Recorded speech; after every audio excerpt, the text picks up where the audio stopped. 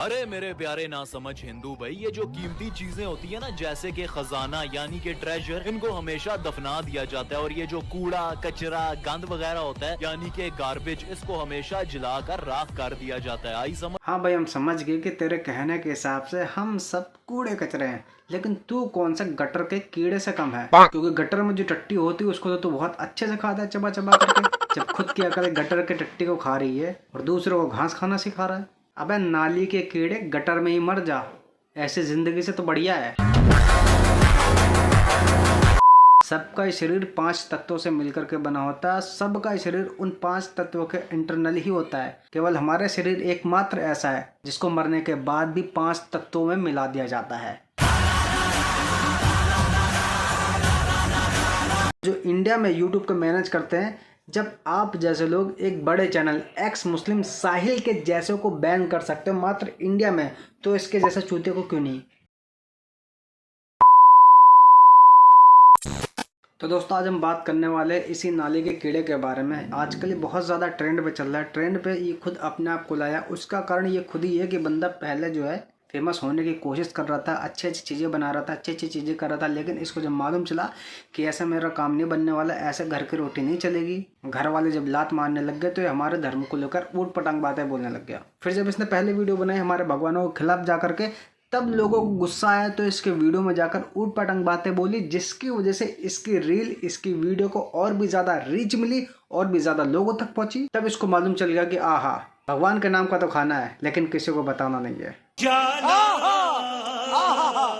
मेरा मन बिल्कुल भी नहीं था कि इस पे वीडियो बनाऊं, लेकिन बनाने का माध्यम केवल मात्र इतना था कि लोगों ने जो रिप्लाई दिया, जो बड़े बड़े यूट्यूबरों ने रिप्लाई दिया, अच्छे से नहीं दिया है। कुछ लोगों ने मजाक में रिप्लाई दिया है तो कुछ लोगों ने डर के। छोटा सा डिस्क्लेमर आपको दे देना चाहता हूँ मुंह से बोल करके कि भाई ये वीडियो किसी मजहब पंथ के खिलाफ नहीं है, ना अपने ऊपर लीजिएगा, बस इसको इसके ही हिसाब से जवाब दिया जाएगा क्योंकि ये यही चाहता है। इनके पापा इनके ऊपर बहुत कंट्रोल रखते हैं। वीडियो को धीरे धीरे देखते जाइएगा, आपको इसकी एजुकेशन के बारे में भी मालूम चल जाएगा कि कितना पढ़ा लिखा है। और सबसे बड़ा कारण ये भी है इसके खिलाफ वीडियो बनाना कि भाई लोगों की डिमांड थी। आज मेरा एक दोस्त एक हिंदू लड़की की नूड्स लीक करने वाला। कहीं वो हिंदू लड़की तेरी बहनी तो नहीं है? क्योंकि सुनने में तो ऐसा आया कि तेरे पिता ने परेशान कर रखा था उसे, जिससे परेशान होकर के उसने हिंदुज्म को अपना दिया।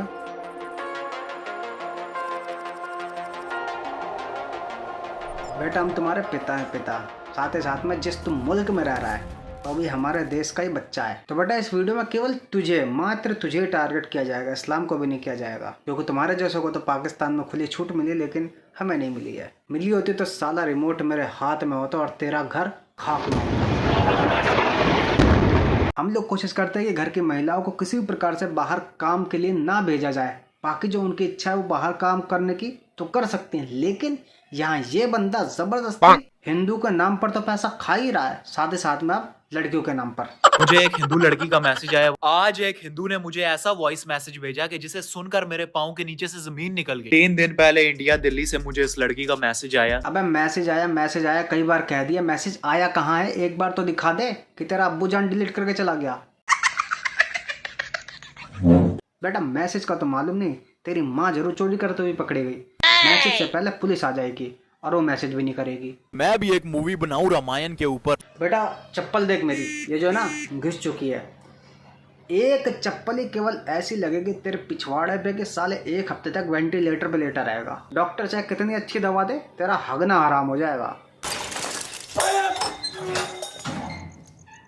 कर जड़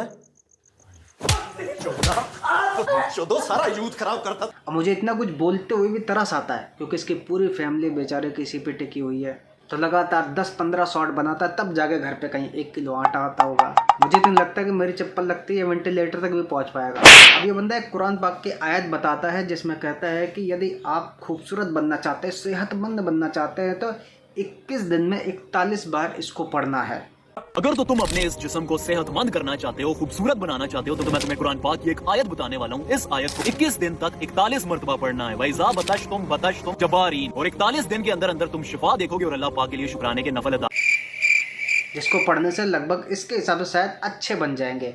उसके बाद ये खुद ही अपनी बातों में फंस जाता है। इस आयत को 21 दिन तक 41 मरतबा पढ़ना है।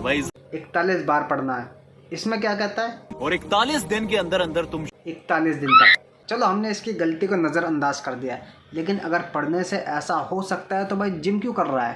अगर तो तुम अपने इस जिस्म को सेहतमंद करना चाहते हो, खूबसूरत बनाना चाहते हो, तो भाई कितना झूठ बोलेगा, कितना झूठ बोलेगा। वीडियो बनाते हुए ये नहीं दिखता है क्या कि तेरा बाप भी वीडियो देख रहा है? मामला भी यही नहीं रुकता है, आगे देखो। इस आयत को पढ़ने के बाद अपने हाथों पर फूंक मार लेना, उन हाथों को अपने बालों पर फेर लेना। अब मुझे इसके बारे में तो नहीं मालूम कि सर में हाथ फेरने से क्या होगा, लेकिन ये बंदा खुद अपनी नकली दाढ़ी मूंछ बना रहा है लड़की के आईलाइनर से। अबे भाई ये चीजें कम लगाया कर, नहीं तो जब तेरी बहन आईलाइनर ढूंढेगी आंख में लगाने के लिए, तो जब मालूम चलेगा ना कि भाई जान ने लगा लिए, तो वो अपनी अम्मी जान से बोलेगी, फिर क्या होगा, तेरी अम्मा तुझसे यूट्यूब छुड़वा देगी, कटोरे लेके बाहर बिठवा देगी। अल्लाह के नाम का सारे फकीर बने हुए हैं, पूरा पाकिस्तानी फकीर बना हुआ है। वो तो काम धाम तो कर नहीं पाएगा, पढ़ना लिखना आता नहीं।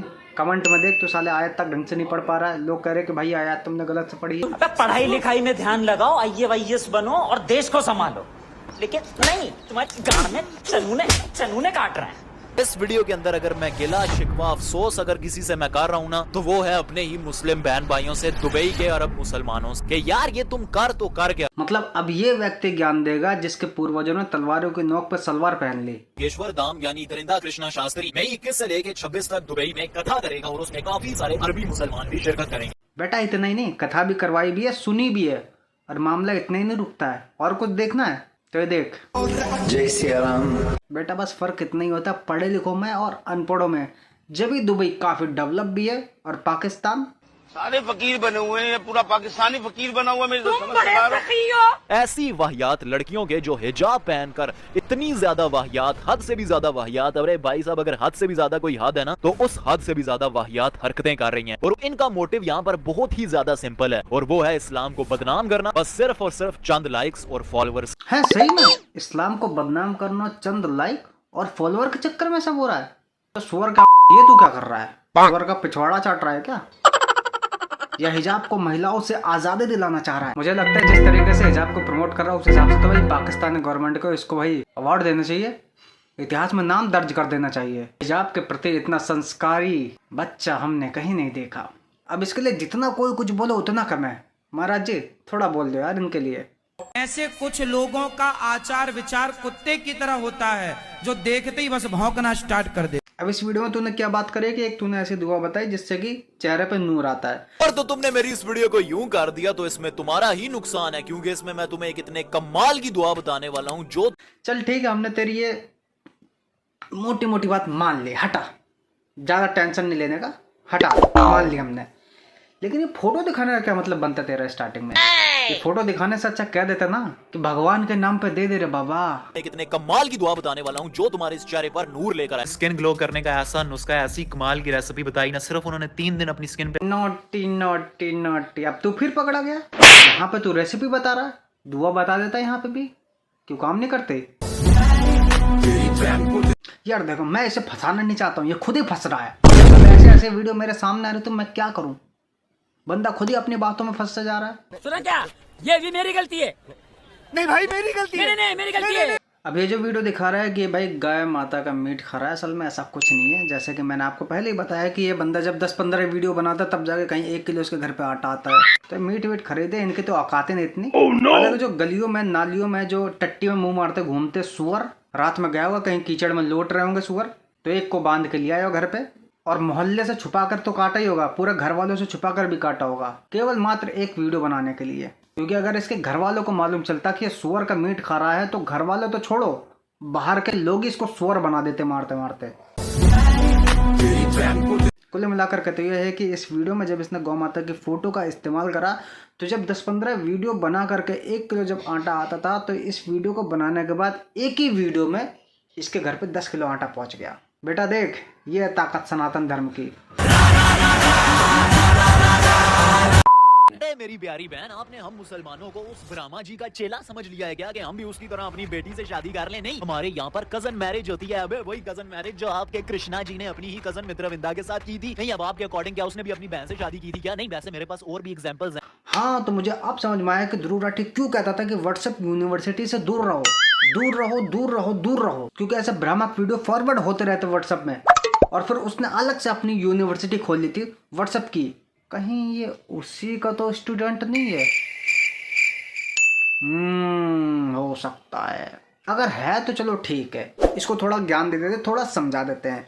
जो ये कह रहा है कि ब्रह्मा जी ने अपनी बेटी से विवाह किया, तो इसके लिए एक छोटा सा जवाब है कि ये मात्र एक मिथ है, इसमें सच्चाई कुछ भी नहीं है। दूसरी बात, यदि कही जाए कि कृष्ण जी की 16,108 बीवियां थी, तो उसका भी कारण ये है, नरकासुर राक्षस ने अमर होने के लिए 16,000 कन्याओं की बलि देने का फैसला किया था, जिससे कि भगवान कृष्ण ने उसके चंगुल से उन कन्याओं को आजाद करवाया था।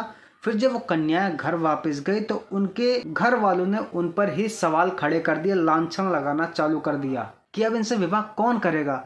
तो भगवान कृष्ण ने 16,000 रूप धर करके उन सभी से विवाह किया था। तो समझा? जाओ बेटा, तुमने आईलाइनर खत्म कर दिया ना बहन का, लेके आओ जाओ।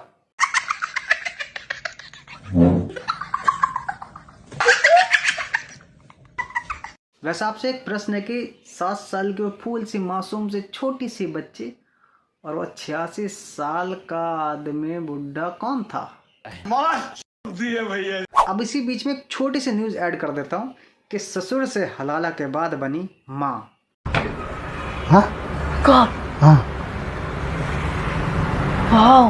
अगर तो आप एक मुसलमान हो ना, तो यार खुदा का वास्ता है अपने इंस्टाग्राम की स्टोरी पर और नोट्स पर म्यूजिक शेयर करना बंद कर। तो इसका मतलब ये हुआ कि यदि कोई भाई स्टोरी पे या वीडियो पे म्यूजिक लगाएगा तो शायद वो मुसलमान नहीं, पक्का मुसलमान नहीं है ना?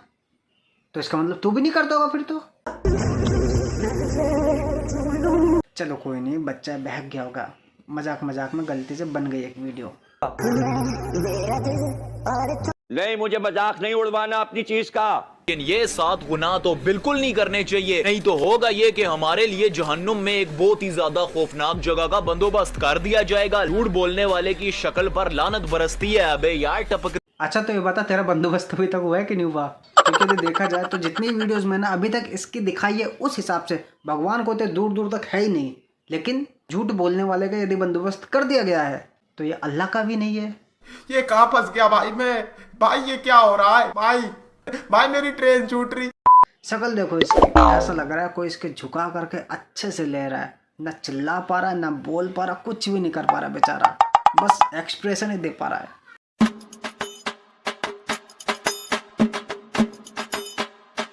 क्या बोलूं अब मैं इसे? बेटा बोलेगा क्या? अब्बू जान बोलना।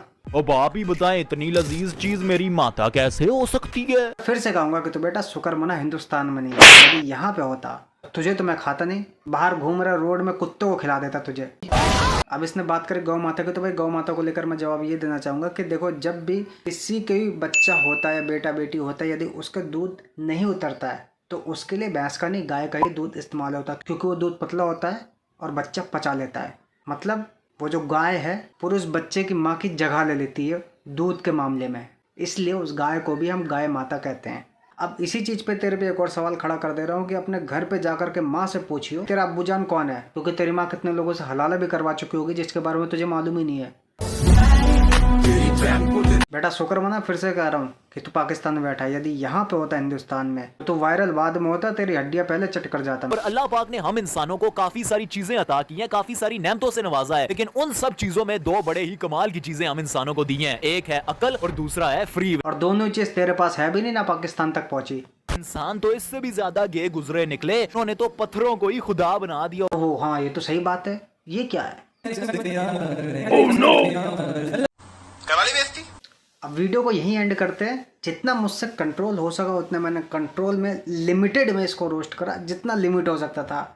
यदि इसकी तरह मैं लिमिट को क्रॉस कर देता तो वीडियो कहाँ से कहाँ पहुँच जाती है आप समझ सकते हैं। लेकिन यूट्यूब के जो CEO हैं, लास्ट में जाते जाते मैं उनसे कहना चाहूँगा, या जो इंडिया में यूट्यूब को मैनेज करते हैं उनसे कहना चाहूँगा कि भाई जब आप एक्स मुस्लिम साहिल के यूट्यूब चैनल को जब इंडिया में मात्र बैन कर सकते हैं तो इसके जैसे चूतिया को क्यों नहीं? मुझे लगता है कि आपको इसके चैनल को जल्दी से जल्दी बैन कर देना चाहिए। यदि आप बैन नहीं कर सकते तो आप सभी से रिक्वेस्ट करना चाहूँगा कि वीडियो को जितना हो सके अधिक से अधिक शेयर करो, ताकि इसके चैनल में भारी मात्रा में लोग रिपोर्ट कर सकें।